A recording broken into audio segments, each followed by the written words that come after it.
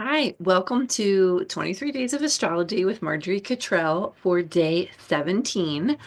Today I have a chart prepared, like a chart example, and it is of Martha Stewart. Now, I I knew of Martha Stewart, I knew her name growing up, but I didn't really know a ton about her. I just kind of knew she was like the cooking lady. So I recently watched a documentary on her and learned a lot about her and became really curious and kind of cross-referenced some things with her chart. And that's how this began. So I wanted to share it with you today. It can be a good practice to learn about, study a character or a timeline for somebody and then cross-reference it with what you find in their chart. So if you're not familiar with Martha Stewart, like quick background is she is an American businesswoman entrepreneur, and she grew up in New Jersey from like really humble roots. A lot of this that I'm sharing with you, I learned from her account in the Netflix documentary. I haven't done like exhaustive research on her, but I do know that her chart is highly rated. So we're working with an accurate birth chart, and a lot of this came from her account. So she was born in New Jersey. She came from humble beginnings.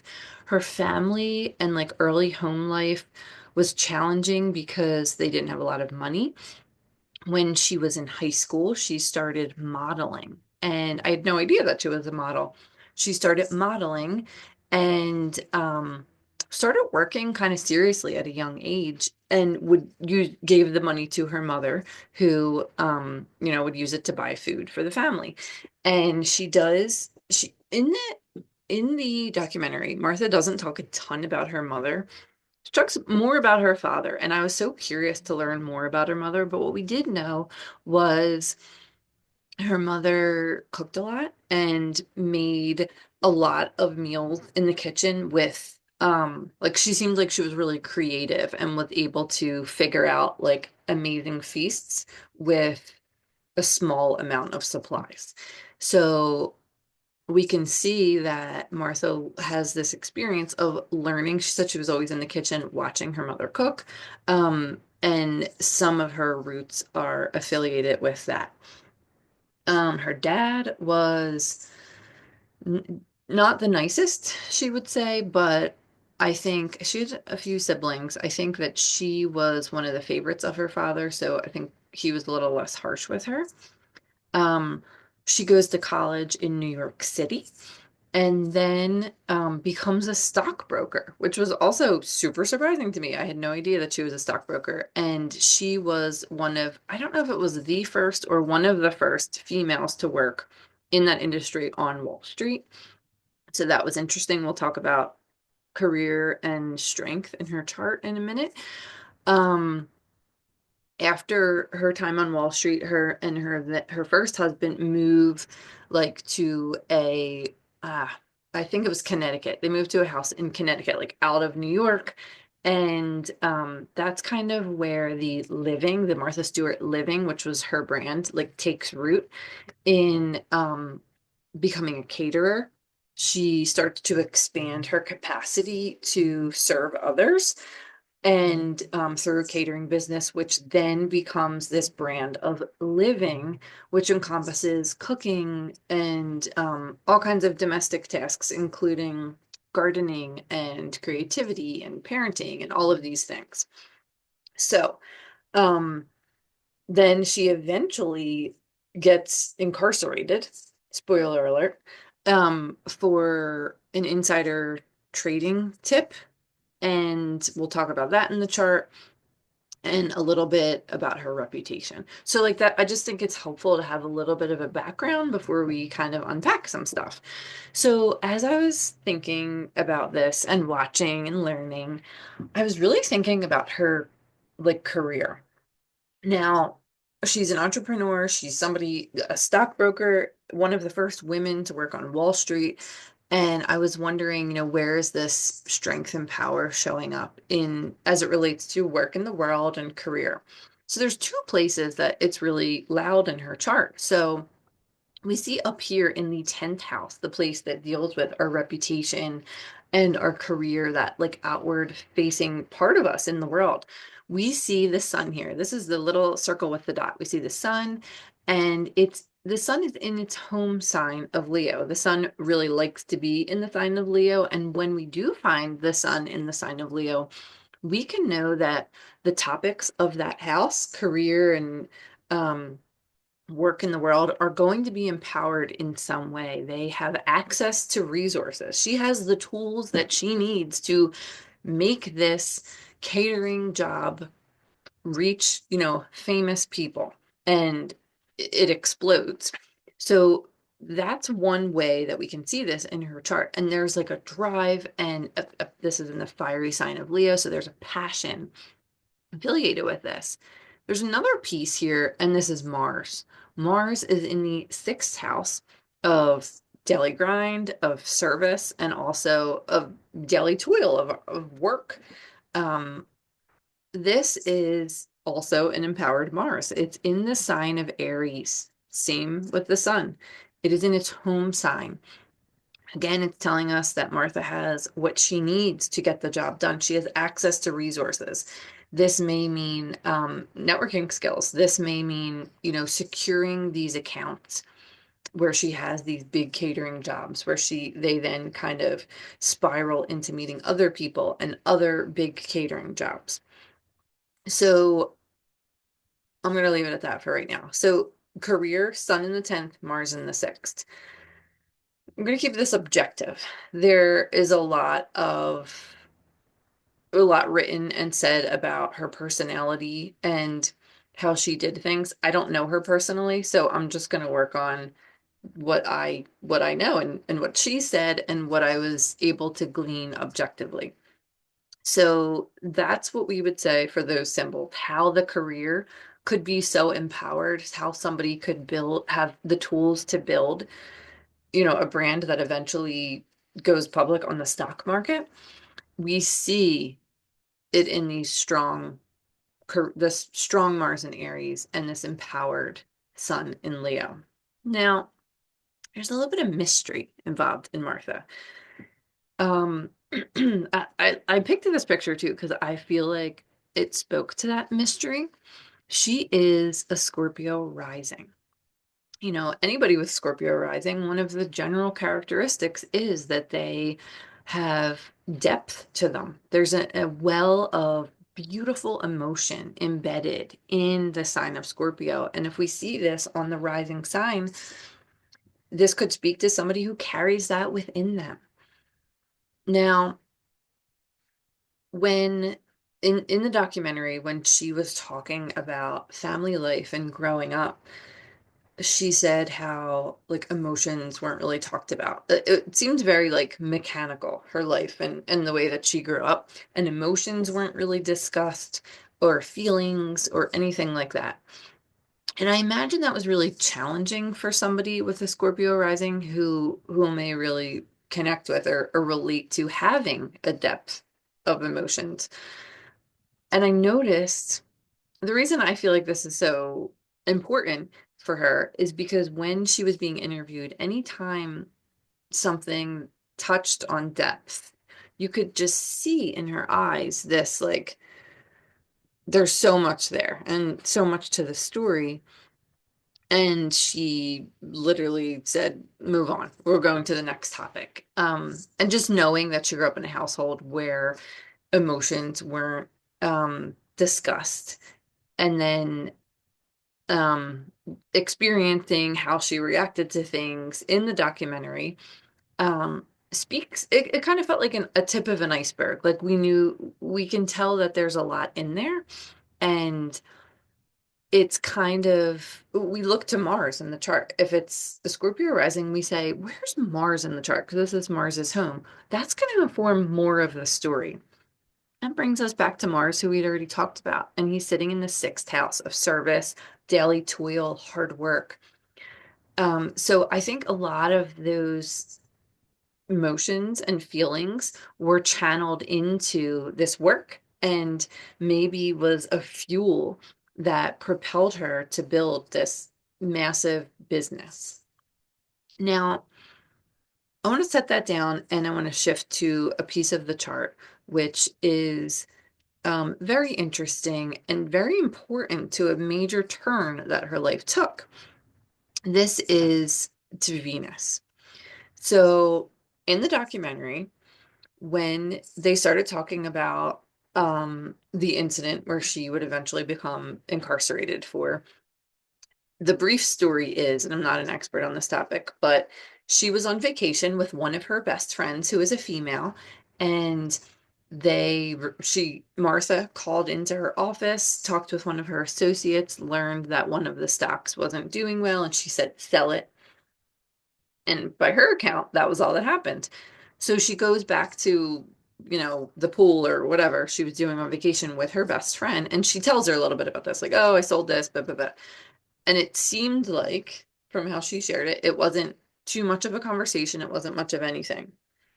Now, fast forward to her being on trial, and the situation was this woman who was her best friend comes in, and it was heartbreaking because the way Martha described it was, this is my best friend, and they showed all these pictures of them vacationing and doing all these things together. And this woman takes the stand and pretty much says the most incriminating thing that she could say, which ultimately leads Martha to becoming found guilty and going to prison. So the story of this is embedded in Venus. Venus, representing allies, women, friends, um, is in the 11th house of allies and also Virgo. Venus really does not love to be in the sign of Virgo. It's said to be her sign of fall.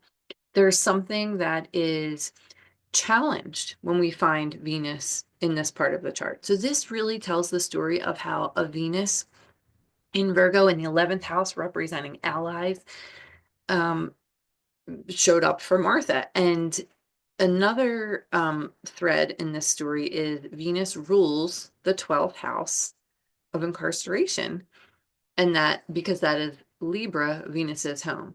So this is really telling the story of friends or allies who are kind of like carrying us away from ourselves or from our center. Now, embedded in this Venus story is one more little thing that I want to point out. It's across the 5th and the 11th axis. The 5th speaking to creativity, motherhood, joy, pleasure. And the 11th, allies, our visions and hopes and dreams for the future. So there's something, stressful or tense about this axis because we can interpret that by Venus being in a challenged position across the axis. Now, in the documentary, Martha had talked about parenting and motherhood and how she alluded to the fact that it was just kind of like what everybody did. But then afterwards, she talked about how maybe it wasn't for her or it was really challenging.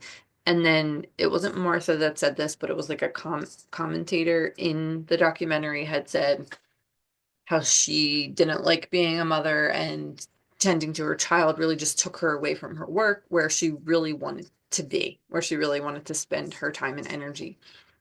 So that's just another way, another layer to the Venus story here. And one more piece of it is, Martha is known for, I feel like her reputation really speaks to perfection and creating what is beautiful and perfect and like making the most perfect bouquet. And actually the word perfect is there was like a montage of how many times she uses it in like all of her videos. Like she'd be like, oh, that's just perfect, perfect. And I thought that was really interesting. And I also think that this is embedded in this strive for perfection in Venus, in the sign of Virgo, the very dutiful, helpful, meticulous sign. The home of, this is one of the homes of Mercury. And this is the place that speaks to like the little minutia and how we make things just so and organizing things in a very strategic manner. And it's in the 11th house, the place of hopes and dreams for the future. So this feels like Martha had embodied almost this like drive and character who was determined to create something perfect and something beautiful. And actually, one of the notes that I had written when I was watching it was like one of the themes that was so prominent throughout her life is the idea of perfection and the evolution of accepting imperfection, which I think does come about in later years. Okay, so back to what I was saying about the incarceration. I looked up the transits, like what was happening to her chart during that time. And, there's so much going on. I'm trying to keep this brief, but one of the things that really stood out to me was the South Node was transiting her first house of Scorpio during that time, and it was moving in on an engagement with her ascendant. So this time period was January of 2004 is when she was on trial and convicted. So the South Node would point to what is diminishing, what is decreasing, going away. And when it is moving over the ascendant, this part of her chart speaks to her and her character and her identity. As this happened, as this trial happened and she learned her fate that she was going to go to prison, the South Node was moving over her ascendant, diminishing her power, diminishing her reputation, diminishing her fortune and all her hard work back to that Mars in the sixth house. So that was a really interesting transit during that time. And then the loss of fortune. The last thing I want to touch on is her loss of fortune. So she has this, multi-million dollar, I forget, maybe it was even a billion, lots and lots of money.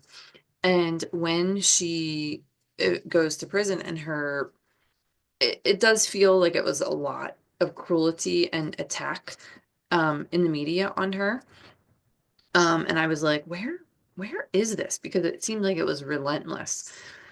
Where is this coming from? And the Venus that we discussed, I think, plays a role in it. And then also Jupiter. So the loss of fortune can be traced back to this Jupiter across the second and eighth axis. The second would be our assets and resources, and the eighth, assets and resources of others. Jupiter is not in a great place in Gemini. It doesn't like to be there. It's called being in its detriment. I like to say being opposite its home sign. Jupiter likes to be in Sagittarius. Jupiter is a big picture planet, likes to see the big picture. And Gemini is a mercurial place. It's the place of, smaller details and fine print and a little bit more of the specifics. So the environment is not super conducive. So it makes for tension across the second and eighth axis. Sure, she, had a lot of assets and resources, but eventually there was a major downfall through all of this imprisonment and um, a really steep, sad decline of the loss of her fortune. And I think this is traced back to this Gemini in the eighth house of, I'm sorry, this Jupiter in the eighth house of Gemini. And then the other thing that is important to note here, this is the place, the eighth house, that also deals with the esteem of others, what people think of us, how we're perceived. The eighth is what belongs to others. Yes, it's their assets, but it's also their opinion of us. And with such a challenged planet here, we can see, another testimony of how she really was challenged in the face of tabloids and really poor press and bad media that was associated with this loss of fortune and public downfall. So that's what I have for you for Martha Stewart's chart. If you're interested in learning more, the documentary is on Netflix and her chart is widely available and you can go ahead and study it for yourself.